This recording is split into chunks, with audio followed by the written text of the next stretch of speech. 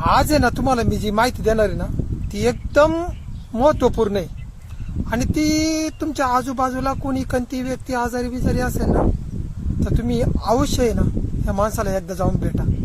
तुम्हाला सांगतो काय झालं होतं.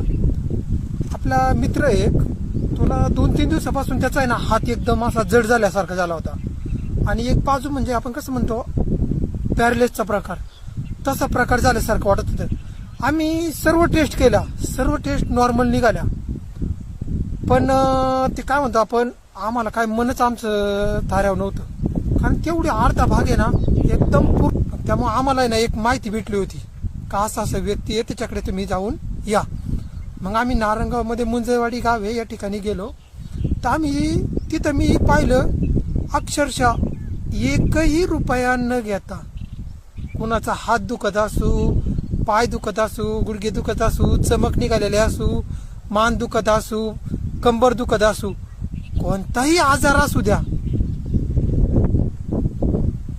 विनामूल्य सकाळी 7 ते दुपारी 3 वाजेपर्यंत अशी सेवा करणारा एकमेव माणूस मुंजावाडी या गावामध्ये.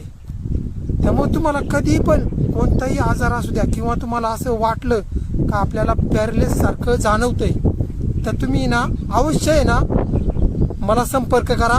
मी तुम्हाला आहे ना त्या माणसाचा ॲड्रेस देईन, तुम्ही तिथं जा, 100% तुम्हाला गुण येणार. कारण मी पाहिलं माझा मित्र आहे ना एकदम 3 दिवस झालं असं आहे ना तोंडातून शब्दही निघत नव्हता आणि एकदम असं सुकल्यागत चेहरा राहायचा.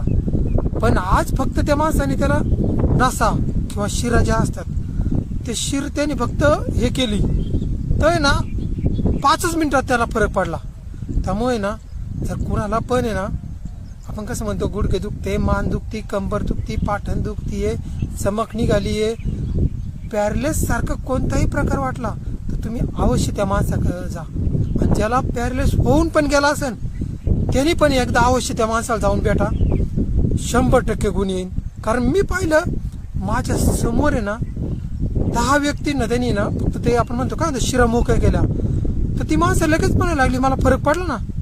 बरं आपल्याला आज आपण पॅरालिस आजार असेल किंवा गुडघेदुखी म्हणा, सांधेदुखी म्हणा, कोणताही आजार असेल त्याच्यावरती आपण आज लाखो रुपये खर्च करतोय तरी फरक पडत नाही. इथे तर आपल्याला 1 रुपयाही द्यायचा नाही. मग अवश्य तुम्ही एकदा भेट द्या.